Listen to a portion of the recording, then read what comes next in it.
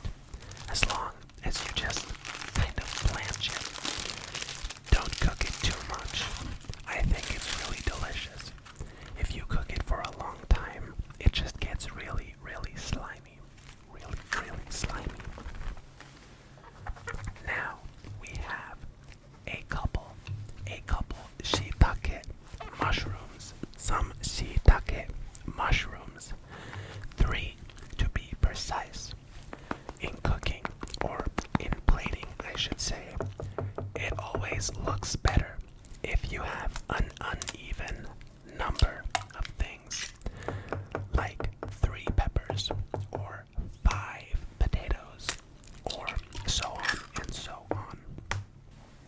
We are now cracking some eggs into a pitcher, into a plastic pitcher. And I am also going to add a bit of dashi powder, which is basically a Japanese bouillon cube, only it's not a cube, it's just powder. I'm also adding some salt, a pinch of sugar, and a splash of water to the egg mix, and giving that a stir with some chopsticks to mix it thoroughly. We want these scrambled eggs to be scrambled thoroughly. Here I have a package that contains a mackerel. I wanted this bento box to have some sort of fish. First I thought I might get a mackerel and butterfly it and then deep fry it with some panko, but decided against it because it just seemed like a whole lot of work. This mackerel, sadly, was at a point where, at least for sushi, I would not eat this mackerel raw anymore. But since we're cooking it, it's gonna be fine. It's gonna be fine. Getting rid of the mackerel's bones, and giving a paper towel a spritz of oil to wipe my tiny deba with some oil so it doesn't rust while it is stored. Now I am taking out my fishbone tweezers and removing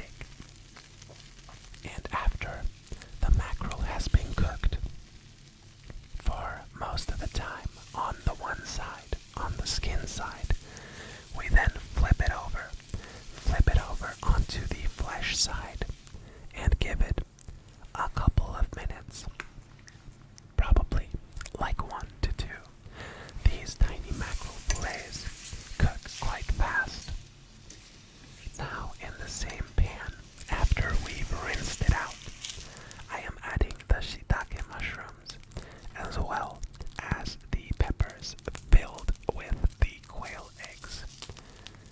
We are now gonna cook that for a bit and then deglaze the pan with some mirin, some sake, and some soy sauce. Also, I'm going to be adding some sugar to this as well. And there you have a basic type of Japanese sauce. You just let something simmer in some sake, mirin, sugar, and soy sauce, and you'll have a delicious Japanese sauce. Now we can set that to the side and move on to cutting some things for our final presentation. I cut the okra in half, and I am cutting the tamagoyaki into some strips, also making sure to properly dispose of the end pieces by eating them. Here you can see, after the egg has been removed from the heat, it shrunk quite a bit. But that is to be expected. I am now slicing it into some tiny strips that we can then use inside of our bento box. I also have this tomato. This is an Italian tomato that my mom brought back home from Italy. I am using this Italian tomato as a bit of color in the bento box. Also, some nice fresh vegetable.